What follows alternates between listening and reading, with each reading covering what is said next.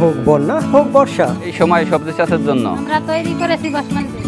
জলাবদ্ধ পতিত জমি যেখানে বর্ষা মৌসুমে বা সারা বছর পানি থাকে সেসব স্থানও চাষাবাদের আওতায় আনা সম্ভব ভাসমান বেডের মাধ্যমে।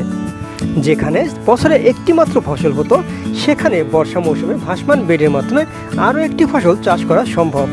ভাসমান বেডে আমি যেসব সবজি উৎপাদন করে থাকি তার মধ্যে রয়েছে লাল শাক, কুমড়া, লাউ, ধুন্দল, শসা, তারপর মুহি কচু লাগিয়ে থাকি, হলুদ এবং এই ধরনের বিভিন্ন ধরনের সবজি উৎপাদন করে থাকি। তাছাড়া আপৎকালীন সময়ে ভাসমান বেডে ধানের চারা উৎপাদন করে থাকি। বর্ষা মৌসুমে বাজারে সবজির ব্যাপক চাহিদা ও ভালো দাম থাকে, যার দরুন কৃষক এই সময়টাতে সবজি উৎপাদন করে লাভবান হতে পারেন। এই সময় বাজারে সবজির দাম ভালো থাকে। আমি এ পর্যন্ত ভাসমান বেড থেকে 60 কেজি শসা এবং 10 কেজি ধুন্দল বিক্রি করেছি, যার বাজার মূল্য প্রায় 3000 টাকা। আমার আপাতত এখানে 4টি বেড আগে তৈরি করেছিলাম। আপাতত 4টে বেড থেকে আমি 1000 টাকার লাল শাক বিক্রি করেছি।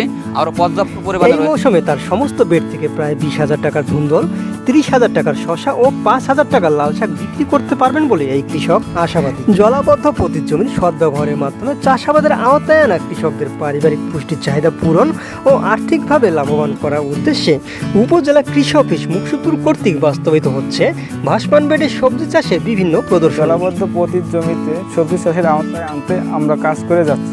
গোপালগঞ্জ জেলার জলাবদ্ধ ও অনাবাদী পতিত জমিতে ফসল উৎপাদন কর্মসূচির আওতায় ভাসমান বেডে সবজি চাষ সম্প্রসারণের লক্ষ্যে আমাদের বহুগ্রাম ইউনিয়নে প্রায় 50টি প্রদর্শনী বাস্তবায়িত হচ্ছে। সবজি চাষ সম্প্রসারণ করার লক্ষ্যে কৃষকের পাশে থেকে আমরা সার্বিক সহযোগিতা ও পরামর্শ প্রদান করে যাচ্ছি। ভাসমান বেড তৈরি করতে দরকার হয় কচুরিপানা ও বিভিন্ন ধরনের জলজ উদ্ভিদ, যা পচে তৈরি হয় উৎকৃষ্ট মানের জৈব সার, যার মধ্যে রয়েছে প্রচুর পরিমাণে জৈবিক পুষ্টি উপাদান, যার দরুন এখান থেকে পাওয়া যায় বিষমুক্ত মানসম্মত টাটকা নিরাপদ সবজি। এটা হচ্ছে ভাসমান বেড, কচুরিপানা দিয়ে তৈরি করি। প্রথমে এখানে 20 হাত লম্বা এবং 4 হাত আরে এইভাবে তৈরি করেছি। প্রথমে 3 থেকে 3.5 হাত উঁচু ছিল, এখন আপনার একেবারে পচে গেছে। আপনারা দেখতে পাচ্ছেন পচে গেছে।